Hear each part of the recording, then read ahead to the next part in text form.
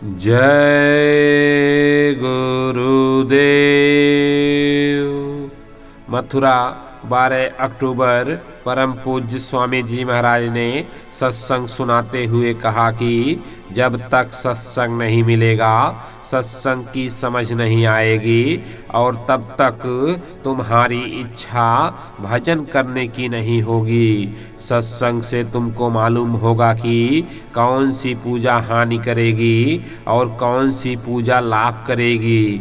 एक परिपाटी चली आ रही है, जो लोग चले गए वह कहाँ चले गए और हम कहाँ जाएंगे, इसकी समझ भी सत्संग से मिलेगी। सत्संग से इच्छा जागेगी, सत्संग नहीं मिलेगा तो परमार्थ की इच्छा सो जाएगी और संसार की इच्छा जागती रहेगी। इसी में समय निकलता चला जाएगा, तब तक वह झटपटा मारेगा, तुमसे शरीर खाली करा लेगा और यहाँ सब कुछ खत्म हो जाएगा।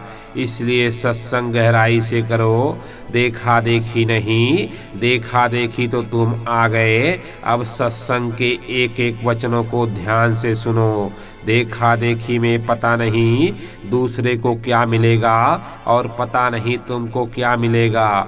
लोग तीर्थ में जाते थे क्योंकि वहाँ महात्मा रहते थे, और सच तो यह है कि जहाँ महात्मा रहते हैं वही तीर्थ है। वह जंगल में रहें, वह पवित्र स्थान है। बाद में एक परिपाटी चली जाती है कि तीर्थ है, फिर लोग देखा देखी जाने लगते हैं। इसलिए तीर्थ बनता कैसे है यह आपको जानना चाहिए।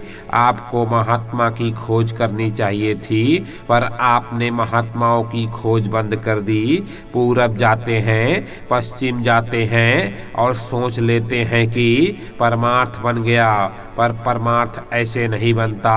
जब महात्मा मिलेंगे, रास्ता बताएंगे, आप उस पर चलते चलो, तब आपकी जीवात्मा का काम होगा। तब आपको यह समझ में आएगा कि अंतर में कितने बड़े बड़े लोग हैं। कोई आदमी यह ना समझे कि आज मैं जिस रास्ते पर चल रहा हूँ उसी रास्ते पर हमारे बच्चे या आने वाली पीढ़ी चलेगी। जो आगे नई पीढ़ी आएगी उसे अपने स्वयं के महात्माओं की खोज करनी होगी। जो महात्मा यहाँ आए, ठीक है वह पूरे थे, उन्होंने बहुतों का काम किया और चले गए, तो अब उनसे आपका काम नहीं होगा। अब तो आपको अपने वक्त के महात्मा की खोज करनी होगी। यह कभी मत समझो कि पढ़े लिखे लोगों को भगवान मिलता है। कबीर दास, मीराबाई, रैदास, पलटू, यह सब लोग कौन पढ़े लिखे थे? पहले तो इतने स्कूल भी नहीं थे, और सच पूछो तो जितना ही पढ़ाई लिखाई का शोर मचाया गया उतनी ही बुराइयां आ गई। समझदारी के साथ सत्संग सुनो। ये ठीक है कि पढ़े लिखे हो तो दूसरे को समझा लेते हैं, पर पराविद्या तो पराविद्या ही है। जिस मित्र लोक में जो भाषा बोली जाती है वह तो वहाँ के बच्चे बूढ़े बड़े बोल ही लेंगे और सब चीज़ों का बोध होता ही है। इसी तरह से पराविद्या है, कोई भी हो, किसी भाषा का हो, किसी देश प्रांत का हो, सत्संग सबको मिलना चाहिए। उसको सुनो, समझदारी के साथ सबको समझ में आती है बात। पानी को लोग अपनी अपनी भाषा में नाम से पुकारते हैं, पर पानी तो एक है, उसे देखकर सब समझ लेते हैं। एक आदमी ने मुझसे टेलीफोन किया, मैं तो उसको जानता नहीं, उसने कहीं सत्संग सुना होगा। उसने पूछा कि महाराज सारा धन कहाँ चला गया।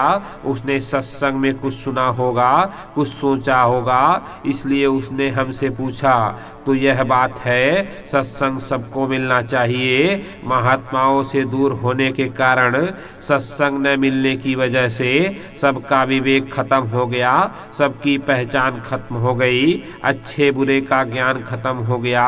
लड़का हो लड़की हो, किसी को पक्की समझ आ जाए तो कोई हिला नहीं सकता। कच्ची समझ है, कच्चा धागा है, जो चाहे वही तोड़ दे। जब गुरु मिल जाते हैं हैं तो सहारा मिलता है, बल मिलता है और समझ भी धीरे धीरे पक्की होने लगती है। हम जानते हैं कि जब हम निकलेंगे तो जगह जगह बहुत भीड़ होगी, लेकिन जिन लोगों को मालूम हो जाएगा फिर वह भी नहीं आएंगे निकलकर, तो यह उनके मन की कमजोरी है। अगर निकल आएंगे तो कोई नुकसान नहीं, आप लोगों ने पहले भी तैयारी की है, उसी तरह से फिर तैयारी कर लीजिए।